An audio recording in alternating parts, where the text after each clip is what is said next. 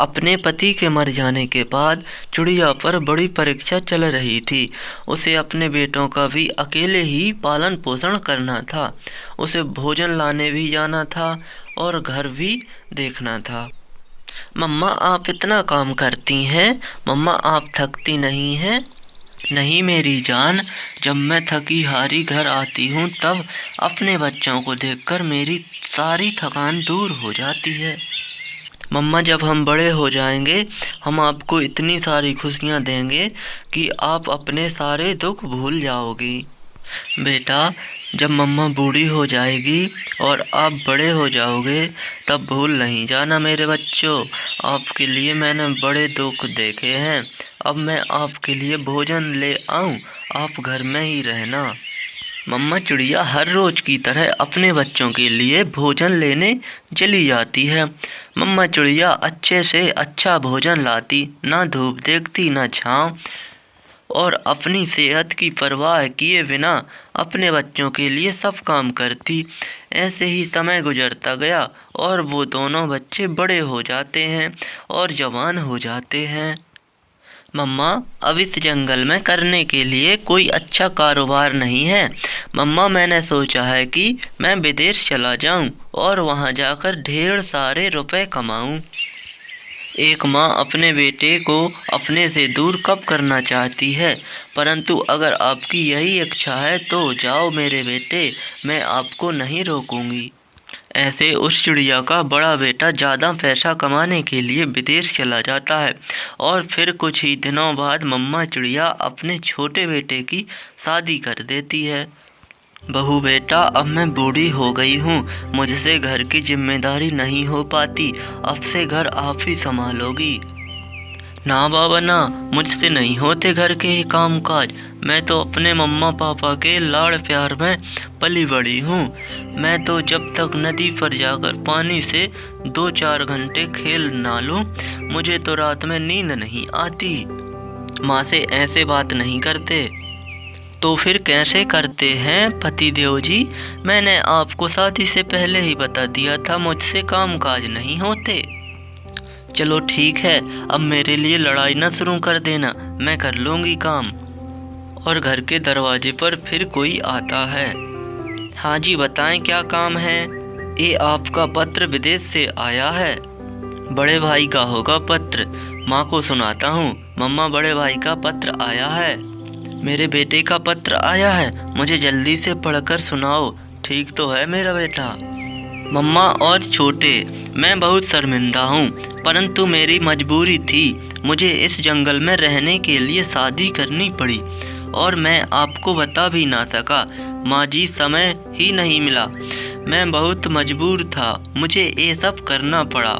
और छोटे माँ का ख्याल रखना, मैंने जो पैसे भेजे थे पहुँच गए ना? मैं हर महीने माँ का खर्च भेज दिया करूँगा। मैं अभी वापस नहीं लौट सकता। माँ, मेरा इंतज़ार करना, जैसे ही मुझे समय मिलता है मैं वापस आ जाऊँगा। ये सुनकर मम्मा चिड़िया रोने लगती है। बेटा, तुमने मुझे बताए बिना ही शादी कर ली और महीने के खर्च की मुझे क्या ज़रूरत? मुझे तो आपकी ज़रूरत थी मेरे बेटे, और आप इतने मजबूर हो गए कि माँ के बिना ही जीना सीख लिया। माँ जी, पैसे की ज़रूरत आपको ना सही पर हमें तो है। बड़ा अगर पैसे भेजता है तो कौन सी बड़ी बात है, हम भी तो आपको भोजन ला कर देते ही हैं। समय गुजरता गया और फिर एक दिन मम्मा चिड़िया बहुत बीमार होती है और उसका कोई इलाज नहीं करवाता, जिसके कारण वो मर जाती है। लाडो, मम्मा ने बहुत दुख देखे हैं और हम मम्मा को सुख ना दे सके। मम्मा ऐसे ही दुखों में ही मर गईं। अब आप चुप कर जाएं, हम माँ जी को भोजन लाकर देते तो थे। 2 दाने दे देने से हमने वो हक अदा कर दिया क्या जो माँ जी ने हमारे लिए किया था? रोज यही सोचता था कि आज माँ के पास बैठूंगा, अपनी बचपन की बातें करूंगा, प्यार करूंगा, परंतु हर रोज ऐसा ना कर पाता। मैं बहुत मगरूर हो गया था। आपके दुख से नहीं मरी माँ जी, दुख तो उस बड़े का था जिसने विदेश जाकर शादी कर ली। दरवाजे पर कोई आता है। ये कुछ रुपए हैं और साथ में ये चिट्ठी है, विदेश से आई है। लाओ जी, ये पैसे मुझे दे दो, मुझे अपने लिए बालियाँ बनवानी हैं। माँ मरी पड़ी है और तुम्हें बालियाँ बनवाने की चिंता है। मैंने थोड़ी मारा है माँ जी को। अगर माँ जी के दोनों बेटे लायक होते, माँ जी ऐसे बेसहारा ना मरती। अब चिट्ठी तो पढ़ो, क्या लिखा है चिट्ठी में।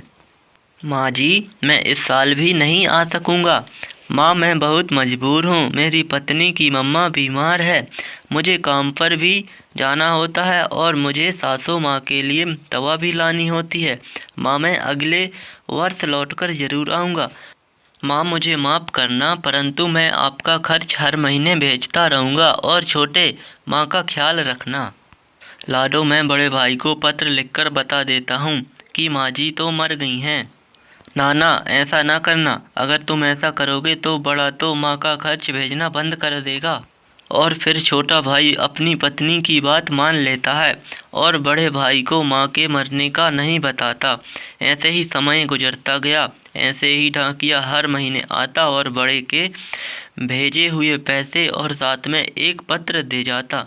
छोटा चिट्ठी पढ़ता और पैसे वो दोनों पति पत्नी खर्च कर लेते। अगर बड़े को पता चल गया माँ जी तो 1 साल पहले ही मर गई थीं तो वो क्या सोचेगा। अगर तुम्हारे भाई में ऐसी ही सोच होती तो विदेश में ना होता, अपनी सासू माँ की दवा लेने के लिए अपनी माँ से मिलने एक बार तो ज़रूर आता। जब तक मुफ्त में पैसा मिलता है तो मिलने दो। बड़ा तो काम में ऐसे मगरूर हुआ था, कुछ ज़्यादा ही। वो विदेश में ही अपना घर बना लेता है और खूब सारा पैसा कमाता है। एक दिन उसे अपने जंगल का कबूतर मिलता है। अरे कबूतर, तुम यहाँ कैसे आए। मुझे यहाँ आए अभी कुछ ही दिन हुए हैं, मैं भी यहाँ काम करने ही आया हूँ। माँ कैसी है मेरी और छोटा भाई ठीक है। ये सुनकर कबूतर कुछ नहीं बोलता। कबूतर यार बोलो भी, माँ कैसी है। मैं हर महीने पैसा भेजता हूँ माँ को। तुम्हारी माँ को मरे हुए 1 साल हो गया है और छोटे की पत्नी ने बहुत जुल्म किया है तुम्हारी माँ के ऊपर। सारा काम तुम्हारी बूढ़ी माँ से ही करवाती थीं। क्या कबूतर, तुम ये क्या कह रहे हो। फिर छोटा मुझसे पैसा क्यों ले रहा है। क्योंकि वो भी माँ से ज़्यादा पैसे से प्यार करता है। जैसे तुम्हें जितना दुख माँ के मरने का नहीं हुआ, जितना दुख पैसे का हुआ है।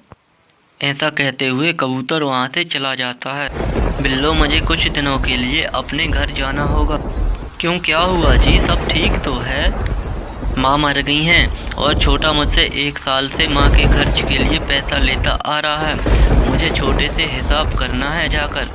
फिर देर ना करो जी, तुम आज की फ्लाइट से जाओ। और हाँ, माँ जी जिस दिन से मरी हैं उस दिन से सारे पैसे वापस लेना जो माँ जी के नाम पर लेते आ रहे हैं वो अभी तक। फिर बड़ा भाई अपने देश वापस लौटता है। बड़े माँ जी मर गईं, माँ जी मर गईं, बड़े माँ जी मर गईं, हमें छोड़कर चली गईं। मुझे पता चल गया है, इसीलिए आया हूँ। और तुमने मुझे इसलिए नहीं बताया माँ जी के नाम पर मुझसे पैसे लेकर खाते रहो। मैं भी तुमसे हिसाब करने आया हूँ। मैं तो समझा था माँ जी का सुनकर आए हो।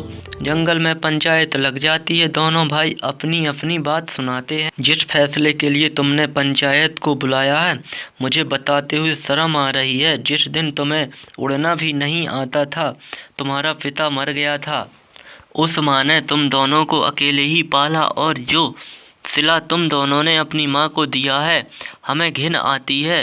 ये कहते हुए तुम उस माँ के बेटे हो। जाओ, दफ़ा हो जाओ यहाँ से। कहीं ऐसा ना हो कि हम तुम जैसे पक्षियों को अपने जंगल से ही निकाल दें। परंतु मैं पैसे भेजता था माँ जी के लिए हर महीने, और मैं भी तो भोजन लाता था। अपने माता पिता को बहुत ज़्यादा प्यार करो। 2 दाने या 2 महीने पैसे दे देने से माता पिता का हक अदा नहीं हो जाता, और ना ही ऐसा कह देने से कि माँ जी कैसी हो, पिताजी कैसे हो, बल्कि उनके पास बैठो, उनसे बातें करो जैसे कि आप जब छोटे थे और बातों को समझना भी नहीं जानते थे, और आपकी माँ आपकी उंगली पकड़े घंटों आपको अपने सीने पर लिटाकर बातें करती रहती थी।